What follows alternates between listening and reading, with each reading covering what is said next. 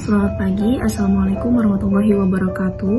Kami dari kelompok 2 izin mempresentasikan hasil diskusi kami dengan materi zat adiktif tembakau. Anggota kelompok kami yaitu Fauziah dengan NIM akhir 080, Intan Cantika dengan NIM akhir 084, Silva Anggraini dengan NIM akhir 089, dan Rianti Amelia dengan NIM akhir 095. Pada kali ini kami akan membahas beberapa topik, yaitu yang pertama pengertian atau definisi dari tembakau itu sendiri, yang kedua jenis-jenis dan mekanisme tembakau bekerja, yang ketiga simptom atau gejala dari tembakau, kemudian yang keempat treatment dan terapi. Ini saya akan menjelaskan apa itu definisi tembakau. Tembakau adalah tanaman tahunan dari genus Nicotiana, famili Solanacea. Tanaman ini terutama daunnya dikeringkan dan difermentasi untuk digunakan sebagai rokok, cerutu, tembakau kunyah, dan snuff. Tembakau berasal dari Amerika dan telah dibudidayakan selama berabad-abad oleh berbagai suku asli Amerika. Saat ini, tembakau ditanam di seluruh dunia dan merupakan salah satu tanaman budidaya terpenting secara ekonomi. Lalu di sini saya akan menjelaskan ciri-ciri tembakau. Ciri-ciri tembakau itu ada 6 poin. Yang pertama ada tumbuhan. Tumbuhan tembakau adalah tanaman tahunan yang dapat tumbuh hingga ketinggian 2 meter. Lalu ada daun. Daun tembakau memiliki bentuk oval atau lancet dengan ujung runcing. Daunnya berwarna hijau tua dan memiliki permukaan yang halus dan berbulu. Lalu ada bunga. Bunga tembakau berwarna putih atau merah muda dan berbentuk trompet. Bunganya berkelompok di bagian atas batang tanaman. Lalu ada buah. Buah tembakau adalah kapsul kecil yang berisi biji kecil berwarna coklat. Lalu ada akar. Akar tembakau memiliki akar serabut yang dangkal.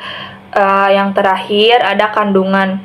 Kandungan tembakau itu mengandung nikotin, alkaloid yang bersifat adiktif dan stimulan. Nikotin merupakan senyawa utama yang bertanggung jawab atas efek psikoaktif tembakau. Selain nikotin juga, tembakau juga mengandung berbagai macam senyawa kimia lainnya, termasuk tar, karbon monoksida, dan formaldehida. Selanjutnya ada jenis-jenis tembakau. Yang pertama ada tembakau Virginia. Tanaman tembakau ini yang paling banyak diproduksi di dunia sebagai bahan baku pembuatan rokok ringan dan cerutu. Tembakau jenis ini memiliki kandungan gula yang cukup tinggi sehingga aman memberikan rasa manis ketika dinikmati. Yang kedua ada tembakau oriental. Nah, tembakau ini memiliki aroma dan rasa yang khas karena banyak ditemukan tumbuh di wilayah Timur Tengah, terutama Turki dan Yunani. Umumnya, jenis tembakau ini digunakan dalam pembuatan rokok dan cerutu. Selanjutnya, ada tembakau dark fired. Tembakau ini merupakan salah satu jenis tembakau yang diproses melalui pengeringan dengan paparan api atau asap secara langsung. Melalui proses tersebut, tembakau jenis ini akan memiliki cita rasa yang kaya serta aroma yang sangat khas. Sama dengan jenis sebelumnya, tembakau ini juga banyak dipakai dalam industri cerutu. Selanjutnya ada tembakau Maryland. Berasal dari wilayah Maryland dan Virginia di Amerika Utara, jenis tembakau Maryland kini telah banyak ditanam di beberapa negara. Jenis tembakau dengan daun tipis yang berwarna terang ini biasanya diolah menjadi bahan kombinasi dalam tembakau kretek dan cerutu. Jenis tembakau lainnya adalah tembakau barley. Tembakau yang dengan kandungan nikotin dan gula yang lebih rendah dari tembakau Virginia ini memiliki rasa yang lebih tajam. Tak heran, jenis satu ini seringkali digunakan dalam pembuatan rokok pipa, cerutu, dan tembakau kunyah. Jenis tembakau yang selanjutnya yaitu jenis yang ada di Indonesia. Nah, yang pertama ada jenis tembakau rakyat. Jenis tanaman tembakau ini merupakan cikal bakal bahan dasar rokok kretek yang memiliki aroma khas harum. Dinamakan tembakau rakyat karena pada zaman dahulu proses penanaman dan pengolahan tembakau jenis ini dilakukan oleh petani yang berasal dari Jawa Tengah. Selanjutnya ada tembakau deli. Nah, tembakau ini banyak digunakan sebagai bahan pembungkus cerutu. Ketiga ada tembakau lumajang. Nah, jenis tanaman tembakau ini dikenal dengan sebutan tembakau sawah atau tegal. Ini memiliki ukuran fisik yang relatif tinggi dan ramping. Tembakau Lumajang memiliki jumlah daun rata-rata sebanyak 20 hingga 28 helai dengan warna yang beragam. Ada yang berwarna merah muda, merah tua, biru muda, sedikit pucat, hingga warna biru tua. Selanjutnya ada tembakau besuki. Nah, jenis satu ini merupakan tanaman yang banyak ditanam di wilayah Besuki, Jawa Timur. Selain memiliki tampilan yang ramping, tembakau besuki juga memiliki aroma yang cukup harum dan lembut. Tak heran, jenis tembakau inilah yang sangat cocok dijadikan bahan pembalut atau pembungkus rokok cerutu. Nah, yang terakhir ada tembakau Forstenlanden. Tembakau Forstenlanden ini dibudidayakan di Yogyakarta, Klaten, dan Surakarta. Jenis tembakau ini biasanya dimanfaatkan sebagai bahan pembalut dan pembungkus cerutu. Sayangnya, budidaya tembakau jenis ini sudah mulai jarang dijumpai saat ini. Selanjutnya ada klasifikasi dari tanaman tembakau. Secara sistematis, klasifikasi tanaman tembakau yaitu sebagai berikut. Yang pertama ada kelas yaitu Dicotyledonea. Selanjutnya ada ordo yaitu Personatae. Selanjutnya ada family yaitu Solanaceae. Selanjutnya ada subfamili yaitu Nicotianae. Selanjutnya ada genus yaitu Nicotianae, dan yang terakhir ada spesies yaitu Nicotiana tabacum L. Di sini saya akan menjelaskan bagaimana mekanisme tembakau bekerja dalam sistem saraf. Tembakau itu mengandung berbagai senyawa kimia termasuk nikotin yang merupakan zat adiktif yang paling aktif dan bertanggung jawab atas efek stimulasi tembakau pada sistem saraf. Nah, ketika tembakau ini dikonsumsi, nikotin akan diserap ke dalam aliran darah melalui paru-paru, atau pada saat pengonsumsi ini merokok, atau sistem pencernaan di saat mengonsumsi produk tembakau lainnya. Setelah masuk ke dalam aliran darah, nikotin akan terdistribusi ke seluruh tubuh dan mencapai otak. Di dalam otak, nikotin akan berikatan dengan reseptor nikotin yang terdapat di berbagai area, terutama di sistem limbik, yang mengatur perasaan dan motivasi. Ikatan nikotin dengan reseptor nikotin ini akan menyebabkan pelepasan neurotransmitter dopamin dan zat kimia lainnya seperti serotonin dan norepinefrin. Pelepasan zat-zat ini memberikan beberapa efek yang membuat pengonsumsi ini senang dan meningkatkan mood dalam waktu sementara sehingga pengguna merasa rileks dan termotivasi. Selanjutnya terdapat beberapa efek tembakau atau nikotin terhadap tubuh manusia. Yang pertama, pada sistem kardiovaskular, nikotin ini meningkatkan denyut jantung, tekanan darah, dan mempersempit pembuluh darah, serta meningkatkan resiko penyakit jantung koroner, serangan jantung, dan stroke. Kemudian yang kedua, sistem pernafasan.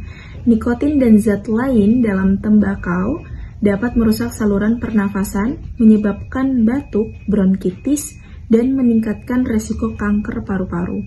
Kemudian yang ketiga, sistem pencernaan. Nikotin ini dapat mengganggu fungsi pencernaan, menyebabkan mual, muntah, dan meningkatkan resiko kanker esofagus dan lambung. Kemudian ada sistem reproduksi. Pada wanita, nikotin dapat mengganggu siklus menstruasi dan meningkatkan resiko komplikasi kehamilan. Pada pria, nikotin dapat menurunkan kualitas sperma. Kemudian yang terakhir, sistem saraf. Nikotin dapat menyebabkan kecanduan, gangguan suasana hati, dan meningkatkan resiko demensia. Lalu di sini saya akan menjelaskan gejala kecanduan tembakau.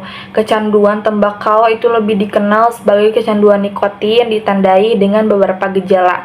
Ada dua. Yang pertama ada gejala fisik dan yang kedua ada gejala psikologis.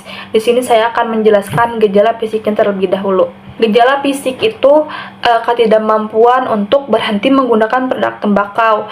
Nah, pecandu tembakau ini tuh akan terus menggunakan produk tembakau meskipun mereka tahu bahwa hal itu berbahaya bagi kesehatan. Nah, gejala putus obat saat berhenti menggunakan nikotin itu bisa muncul dalam beberapa jam setelah berhenti menggunakan nikotin dan biasanya berlangsung selama beberapa minggu. Nah, di sini saya akan menyebutkan gejala-gejala yang dialami oleh pecandu tersebut. Yang pertama itu ada iribilitas. Dia tuh akan mudah marah atau kesal gitu. Lalu yang kedua ada kecemasan. Dia akan merasa cemas, putus asa, gelisah gitu. Lalu ada depresi. Depresi itu dia akan terus-terusan merasa sedih, akan terus-terusan merasa bersalah gitu. Lalu dia kesulitan berkonsentrasi. Nah, dia tuh akan sulit untuk fokus atau memusatkan perhatian. Lalu ada sakit kepala. Tentunya sakit kepala tuh pasti akan terasa nyeri pada kepala. Lalu kelelahan. Kelelahan tuh dia akan merasa lelah terus-terusan dan sering lesu. Nah, lalu ada peningkatan nafsu makan. Nah, dia tuh akan terus-terusan mudah lapar, terus akan makan lebih banyak lagi dibandingkan porsi yang biasanya gitu. Lalu ada sembelit. Sembelit tuh dia akan sulit buang air besar.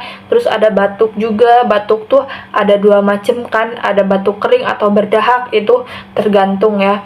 Lalu ada sakit tenggorokan, itu rasa sakit dan gatal pada tenggorokan biasanya. Terus juga memiliki keinginan merokok bahkan ketika komplikasi kesehatan muncul. Lalu juga pecandu tembakau tuh mungkin akan terus merokok meskipun mereka sudah mengalami masalah kesehatan akibat merokok seperti kanker, paru-paru, atau penyakit jantung. Nah, lalu yang kedua itu ada gejala psikologis. Nah, ketergantungan psikologis tuh pecandu tembakau tuh mereka merasa melakukan membutuhkan nikotin tuh dia akan merasa rileks, fokus, atau bersosialisasi. Nah, keinginan kuat untuk nikotin tuh mereka tuh memiliki keinginan dia tuh akan merasa cemas, gelisah jika mereka nggak menggunakan nikotin gitu. Lalu ada kehilangan kendalinya. Mereka tuh akan merasa sulit untuk mengontrol berapa banyak mereka menggunakan nikotin gitu. Terus juga mereka tuh mungkin akan menyangka ya bahwa mereka tuh kecanduan nikotin, atau bahkan dia akan meremehkan dampak negatif dari merokok gitu. Lalu juga biasanya pecandu tembakau tuh mungkin akan mengubah perilaku mereka untuk dapat terus-terus menggunakan nikotin. Contohnya dia kayak menghindari tempat-tempat bebas rokok atau berbohong tentang kebiasaan merokok mereka.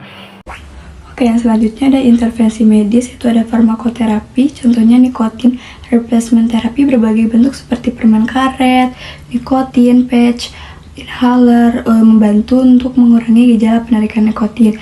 Ada obat non-nikotin yaitu Zyban dan Zantac yang bekerja pada reseptor otak untuk mengurangi keinginan merokok dan gejala penarikan.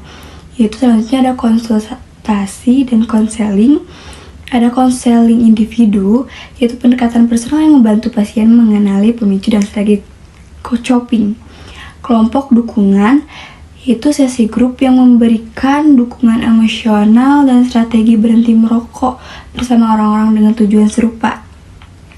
Ada pendekatan kombinasi, menggunakan kombinasi dari farmakoterapi dan konseling untuk efektivitas yang lebih tinggi. Lalu ada terapi, ada cognitive behavioral therapy untuk membantu mengubah pola pikir dan perilaku terkait dengan merokok. Ada juga motivational interviewing, teknik untuk meningkatkan motivasi internal pasien untuk berhenti merokok. Dan juga ada mindfulness dan relaksi, teknik yang membantu mengurangi stres dan kecemasan yang sering memicu keinginan merokok. Ada pendekatan alternatif, akupuntur, dan digunakan oleh beberapa orang sebagai cara untuk mengurangi gejala penarikan. Ada hipnoterapi, terapi hipnosis untuk mengubah perilaku merokok. Dan juga yang terakhir ada program berhenti merokok. Ada Quitline, layanan telepon yang memberikan konseling dan dukungan. Ada juga aplikasi yang merancang untuk membantu berhenti merokok dan pengingat tips dan dukungan.